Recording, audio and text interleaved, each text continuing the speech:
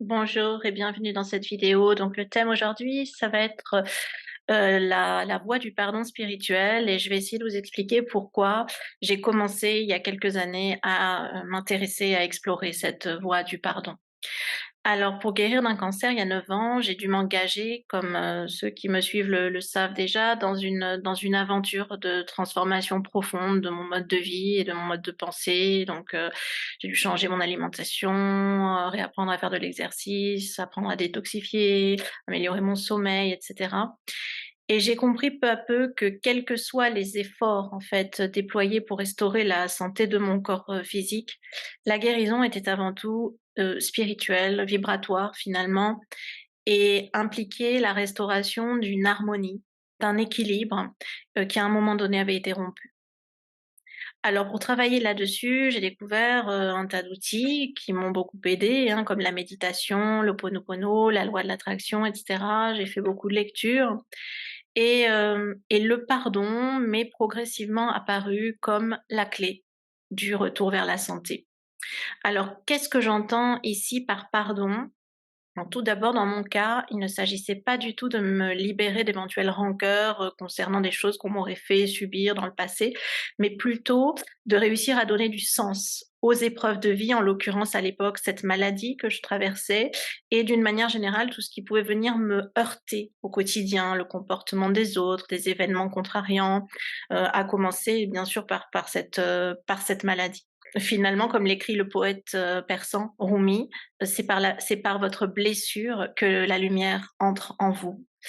Donc j'ai essayé d'explorer un petit peu cette voie, j'avais l'intuition qu'il fallait partir de là et que tout ce à quoi je réagissais par, de la résistance dans ma vie représentait peut-être une porte, en fait, une porte d'accès à un niveau supérieur de conscience et que ça valait peut-être le coup d'explorer cela. Alors, avant de poursuivre, j'aimerais faire un petit détour par la loi de l'attraction. Avant d'en arriver au pardon à proprement parler, alors juste un petit rappel, ce qu'on appelle la loi de l'attraction ou la loi de la résonance, c'est cette idée que, dans l'univers, tout ce qui vibre à la même fréquence a tendance à entrer en résonance, à se synchroniser et à s'amplifier mutuellement. Or, comme tout est vibratoire, y compris, finalement nos paroles, nos pensées, nos actes, nos émotions, eh bien, à travers ce que nous émettons, nous attirons à nous les événements et les personnes qui réfléchissent ce qu'on pourrait appeler finalement notre partition énergétique intérieure et qui elle-même est le résultat d'un tas de choses, donc principalement de nos croyances subtiles, de nos croyances racines sur ce que nous sommes et que nous estimons mériter dans notre existence. Alors selon cette perspective, tout ce dont nous faisons l'expérience correspond avec une justesse mécanique, finalement mathématique, à ce que nous émettons. Notre réalité manifestée est l'effet, la projection d'une certaine façon, un peu comme le reflet dans un miroir, d'une cause qui, elle, se trouve en nous essentiellement. Alors lorsque nous refusons ce qui nous arrive, entre guillemets, que nous nous posons en victime, c'est comme si on s'en prenait à notre image dans un miroir. On empêche l'énergie de circuler librement, de passer au travers, en refusant ce qui est comme étant notre création et on crée à ce moment-là un blocage, un nœud énergétique et ce blocage spirituel finit par impacter, la matière, nos cellules et puis débouche sur des symptômes physiques et des pathologies comme dans mon cas, cette maladie, voilà. Alors, est-ce que cela signifie que nous sommes coupables de nos problèmes? Alors à ce stade, j'aimerais bien, distinguer culpabilité et responsabilité. La culpabilité signifie qu'une faute a été commise et que, d'une certaine façon, il faut souffrir pour expier. La responsabilité, au contraire, signifie que nous avons eu, à un moment donné, le pouvoir, en pensant, en ressentant et en agissant d'une certaine façon, d'obtenir certains résultats et que, du coup, nous avons maintenant le pouvoir, en procédant différemment, d'obtenir des résultats différents et ça, c'est plutôt une bonne nouvelle, finalement. Alors trop de gens aujourd'hui pensent pouvoir utiliser la loi de l'attraction pour créer la vie de leurs rêves, tout en se désolidarisant de ce qu'ils ont créé jusqu'à maintenant. Or, c'est impossible en fait. Il faut savoir, soit nous sommes créateurs de notre réalité, soit nous la subissons. Mais ça peut pas être l'un et l'autre, en même temps. Et si nous sommes créateurs, si nous avons le pouvoir de manifester de belles choses dans notre vie, alors cela s'applique autant aux choses agréables qu'aux choses plus moins agréables, désagréables. Si je peux créer, ma réalité, je suis donc à 100% actrice et responsable de mon passé et de la situation où je me trouve aujourd'hui. C'est le revers de la médaille et on a tendance à l'oublier cet aspect-là. Alors ça peut sembler violent de dire que si quelqu'un est malade, comme c'était mon cas par exemple, c'est parfaitement juste. Mais ce n'est pas juste d'un point de vue moral. Bien sûr que c'est pas juste que quelqu'un souffre et que quelqu'un soit malade. Bien sûr qu'il faut le soutenir, qu'il faut l'aider et que c'est pas sa faute. Là n'est pas du tout la question. C'est juste du simple point de vue de la loi de la cause à effet de l'univers. C'est-à-dire, c'est pourquoi, selon moi, la guérison, le retour à la santé passe fondamentalement par une démarche de nettoyage énergétique des mémoires et des énergies bloquées et que cette démarche, on ne peut la faire que par soi-même, par un travail d'introspection et en partant précisément des points douloureux, c'est-à-dire des personnes ou des situations qui nous dérangent et qui nous blessent le plus. Ces points douloureux, ces points de blocage sont vraiment les portes d'accès à un niveau supérieur de conscience et des portes d'accès à la remise en circulation des énergies bloquées. Alors, il faut vraiment comprendre que rien, ne peut nous nuire s'il ne trouve pas à l'intérieur de nous une accroche. Quelque chose qui vient vibrer à la même fréquence et vient entrer en résonance et que la circonstance douloureuse, inacceptable pour nous, vient révéler. Alors que tout ce qui ne trouve pas d'accroche à l'intérieur de nous passe simplement au travers, en fait. C'est pourquoi derrière chaque, événement contrariant, il y a toujours un enseignement nécessaire qui nous est précisément destiné et qu'il s'agit de décoder. Donc c'est important de l'accueillir, pour pouvoir ensuite le libérer. Pourquoi? Parce que sinon, l'épreuve nous sera fatalement représentée à nouveau dans un autre contexte. Et c'est ce qui constitue essentiellement la source de l'autosabotage et des schémas qui se répètent dans nos vies. Alors quel serait le but de cet apprentissage? Eh bien, nous révéler à nous-mêmes qui nous sommes vraiment, c'est-à-dire cette part, de divin en nous qui ne peut être que telle qu'elle a été créée, par cette intelligence, on pourrait dire, aimante et organisatrice qui est à l'œuvre dans l'univers, peu importe qu'on l'appelle, Dieu, la source, l'énergie, la nature, l'âme du monde, peu importe le nom qu'on lui donne, mais l'idée, c'est vraiment de réaliser que, cette part divine en nous, elle ne peut être que telle qu'elle a été créée, c'est-à-dire belle, bonne, impeccable et inaltérable. Et le problème, c'est que nous portons tous des couches de peur, de culpabilité refoulée qui forment comme un écran, en fait, entre cette nature, véritable, dont l'essence est totalement inaltérable et le rôle que nous jouons dans cette vie, en fait, le personnage, c'est-à-dire, en nous réduisant d'une certaine façon, hein.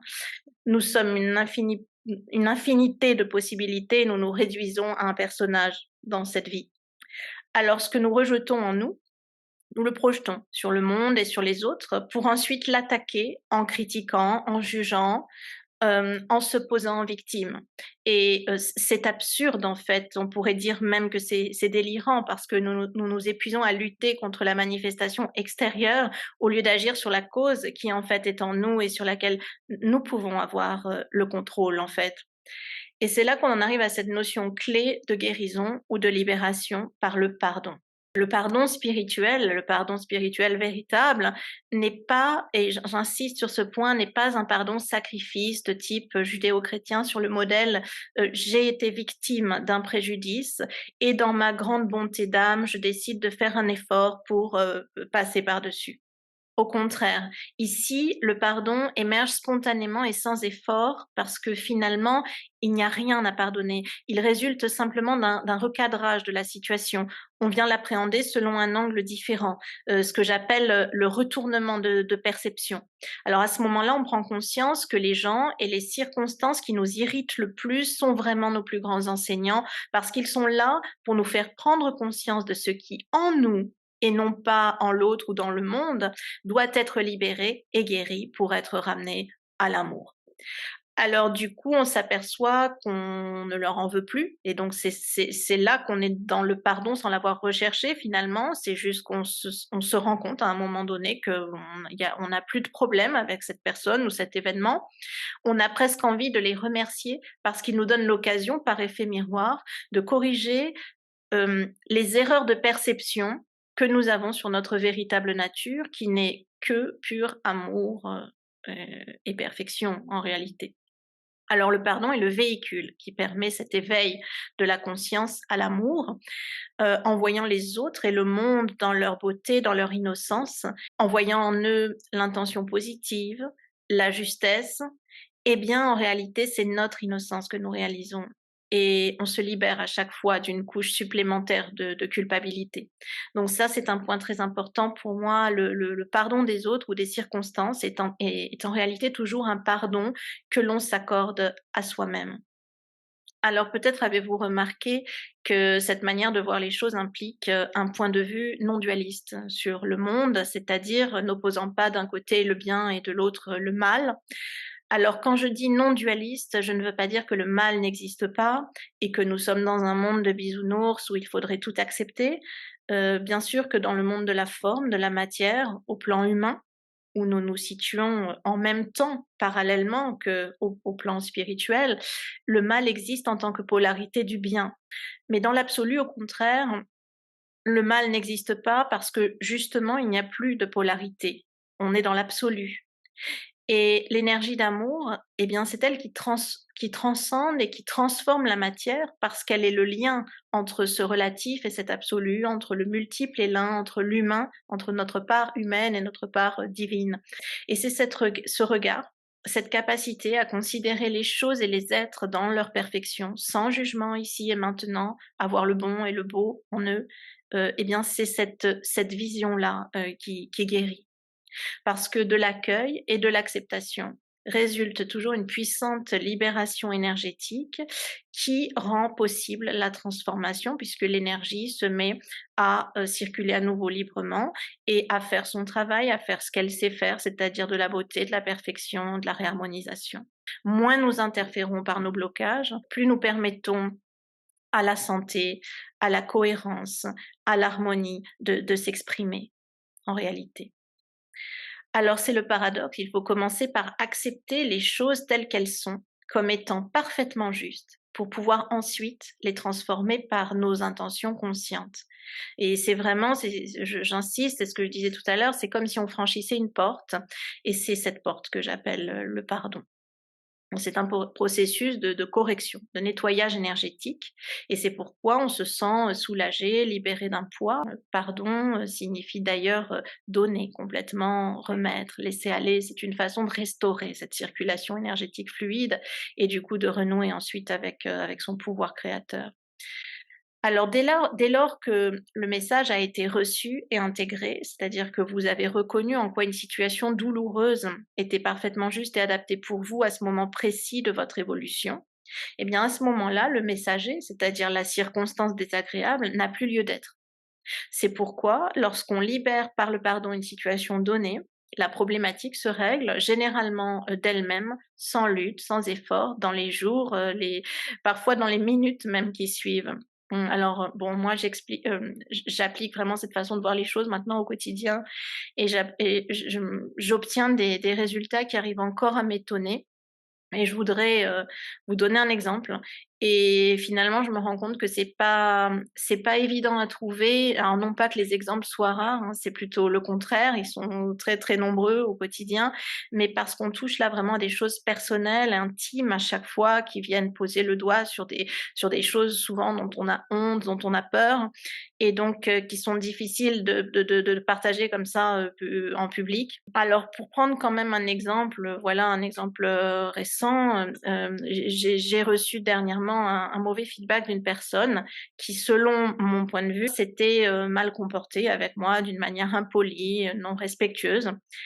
Et donc quand j'ai reçu ce feedback, en plus négatif, ma première réaction a été d'être, outrée. Je me suis dit: «C'est vraiment le comble». J'ai ressenti un sentiment d'injustice, de l'agacement, de la colère même un peu et je commençais dans ma tête à me faire des scénarios et à préparer des messages, bien tournés, bien envoyés pour, remettre cette personne à sa place. Et puis bien sûr, je me suis ressaisie, j'ai fait mon petit travail d'introspection et je me suis demandé: «Bon, OK, qu'est-ce qui m'irrite le plus dans cette situation avec cette personne?» et et là, c'est apparu comme une évidence, en fait. Ce que je ne supportais pas, c'est, le fait que cette personne attende qu'on lui donne de l'importance, qu'on soit à son service, en fait. Et ça, c'était le point qui me révoltait et je le sentais vraiment, je le sentais dans l'énergie. Alors, bon, je me suis dit à ce moment-là: «Ah bon? Mais pourquoi en fait? Pourquoi c'est pas OK qu'une personne ait besoin de se donner de l'importance?» Peut-être qu'elle manque, de confiance en elle, peut-être qu'elle a des blessures comme tout le monde, non réglées ou peut-être qu'elle sait pas communiquer, ses besoins et obtenir, la collaboration des autres dans le respect et la bienveillance. Mais dans tous les cas, ce sont des raisons, qui la concernent elle et qui ne me concernent pas moi, en fait. Pourquoi moi ça vient me heurter? Pourquoi ça ne me passe pas juste au travers? Je pourrais juste sourire et trouver ça touchant, en fait. Mais là non, en fait, je bloque, je refuse en y repensant, je me suis aperçue qu'effectivement, dans mon interaction, dans mon comportement avec la personne, j'avais cherché à la maintenir à sa place pour lui signifier que je n'allais pas lui accorder l'importance qu'elle attendait et que je n'étais pas, là pour faire ses cas de volonté finalement. Alors tout à coup, j'ai réalisé que moi aussi, en fait, j'ai besoin de ressentir que je suis importante, unique et que même si ça se manifeste différemment dans mon comportement, j'espère, en tout cas pas de manière, irrespectueuse ou, impolie vis-à-vis des autres et même si ça se manifeste aussi dans d'autres sphères, hem, en fait, je me sentais coupable de ce besoin d'importance. Et c'est ce que cette situation avec cette personne m'a fait, réaliser à ce moment-là. C'est vraiment cette culpabilité que le comportement de cette personne me renvoyait, exactement comme un miroir. Alors quand j'ai compris cela, mais tout à coup la pression est retombée, mais c'était, en un instant en fait. C'est quelque chose qui se produit, automatiquement en fait. Dès que la vision change, l'état émotionnel se transforme immédiatement. Et donc j'ai ressenti à ce moment-là, une vague, d'amour, de gratitude, d'empathie et j'ai juste finalement envoyé un petit message de remerciement pour le feedback sans en faire trop, voilà. J'ai juste remercié, sans expliquer bien sûr à la personne tout le processus, voilà, je suis restée dans le remerciement: «Merci pour ce feedback, il va me permettre de m'améliorer, prenez soin de vous» et cetera. Alors, quelques jours après, eh bien, la personne m'a recontactée pour s'excuser du malentendu et la situation s'est résolue, s'est réharmonisée d'elle-même et et ce n'est qu'un petit exemple parmi, plein d'autres en fait, mais c'est toujours comme ça. C'est-à-dire que le pardon spirituel véritable, qui en fait revient à regarder simplement une situation avec amour plutôt qu'avec peur, a le pouvoir de retourner les situations et d'accomplir vraiment au quotidien, des petits miracles. Alors comment faire? Eh bien, cette manière de percevoir les choses et le monde demande, du temps, de la pratique, parce que notre cerveau est câblé pour, réagir en mode détection de menaces et de préjudices. Il y a un véritable travail de reprogrammation à faire et c'est pour ça que j'ai j'ai commencé à mettre au point des questionnaires, en fait, d'introspection. D'abord pour moi-même, pour guider cette démarche introspective dans ce processus de recadrage, puis pour les personnes que j'accompagne aussi en coaching, avant d'avoir l'idée, à un moment donné, d'en faire un cahier pédagogique, une sorte de cahier pédagogique, utilisable en autonomie et qui a été publié récemment aux éditions Mosaïque Santé, donc mon cahier Se libérer par le pardon. Alors, ces questionnaires d'introspection sont à utiliser le plus souvent possible. D'abord, lorsqu'une circonstance vient vous heurter au quotidien et que vous n'arrivez pas à l'accepter. Et puis, vous pouvez travailler sur les blessures du passé qui sont encore présentes et progressivement lâcher prise des questionnaires pour n'utiliser que le protocole flash qui est proposé à la fin du livret et qui nous permet en fait en situation, sans avoir besoin de s'isoler ou de prendre un papier et un crayon, simplement de passer mentalement par les différentes étapes. Alors, tous les protocoles de libération qui sont présentés dans le cahier, donc il y en a 3: relation, situation et culpabilité aussi, s'articulent en 3 étapes. Donc la première étape, c'est la libération émotionnelle, donc on part du ressenti, c'est-à-dire de ce que nous expérimentons là maintenant au niveau sensible et on commence par l'accueillir, par l'accepter, par l'exprimer, on l'explore sous toutes les facettes, on s'autorise à le vivre sans aucun jugement. Donc j'insiste là-dessus, il ne s'agit en aucun cas de se soumettre à qui que ce soit, de baisser les bras, de nier ses émotions ou d'accepter l'inacceptable. C'est pas du tout l'idée. Donc la première étape, c'est vraiment vivre, s'autoriser à vivre l'émotion pour ensuite pouvoir passer au travers. Alors la deuxième étape, c'est le retournement de perception, ce que j'ai expliqué tout à l'heure, c'est-à-dire le déplacement vers cette perspective non dualiste. Donc là, c'est plus tellement une étape émotionnelle, c'est plutôt un travail intellectuel, mental. Donc là, on recadre, on appréhende la situation selon un angle différent. Et la troisième étape, eh bien, c'est le pardon spirituel véritable, c'est que le résultat et donc c'est la libération énergétique qui émerge spontanément, à la fin du travail. Alors en conclusion, je suis consciente que cette vision des choses, ne s'adresse qu'à des personnes qui sont déjà engagées dans une démarche de développement, personnel et d'éveil progressif, vers la conscience. Pour des personnes peut-être, non initiées, qui peut-être que le concept peut paraître, difficile à appréhender, peut-être même violent pour certains qui vivent des choses très difficiles. Alors c'est pourquoi j'insiste sur le fait que lorsqu'on utilise ma méthode d'accompagnement, il faut évaluer toujours si la personne, qui vient consulter est prête ou non. Et la partie préalable, la partie libération émotionnelle est très importante pour ne pas heurter et ne pas risquer de blesser davantage. Et ensuite, c'est au praticien de savoir s'il doit passer à l'étape à proprement parler du retournement de perception et qui permet la libération, ou si la personne n'est pas prête et à ce moment-là, il faut prendre plus de temps. Voilà. Alors dans tous les cas, il faut garder à l'esprit que chacun doit cheminer à son rythme, qu'il ne s'agit pas d'imposer cette méthode aux personnes qui vous entourent, surtout pas, c'est pas le but et dont vous jugez qu'elles auraient besoin de se remettre en question pour que votre vie à vous s'améliore. Là, c'est vraiment le point essentiel de mon message, je voudrais insister là-dessus. La seule personne qui ait besoin de travailler sur quoi que ce soit pour que les circonstances de votre vie s'améliorent, eh bien, c'est vous-même. Alors, je vous remercie pour, votre attention tout au long de cette vidéo. Si elle vous a plu, eh bien, pensez à vous abonner à la chaîne, à partager surtout et vous pouvez me retrouver pour des petits conseils et des mini vidéos sur mon compte Instagram Roxana Prend Veille. À très bientôt.